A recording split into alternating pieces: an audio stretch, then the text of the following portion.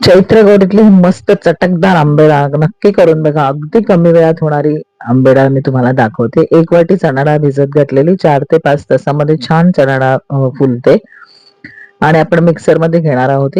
याला 2 मीडियम साईजच्या तोतापुरी कैऱ्या मी किसून घेतलेल्या आहेत. मिक्सरच्या भांड्यामध्ये ही डाळ घातले. हिरव्या मिरच्या तुमच्या आवडीप्रमाणे घाला.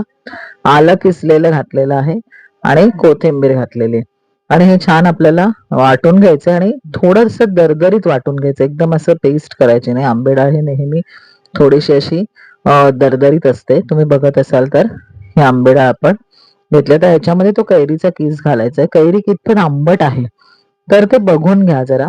खूप आंबट असेल तर कमी घाला. ही तोतापुरी होती आणि किंचित पिकल्यासारखी होती, त्याच्यामुळे खूप आंबट नव्हती. तुम्ही 2 कैऱ्या घातलेल्या आहेत ह्या आणि याच्यामध्ये लाल तिखट घातलेलं आहे.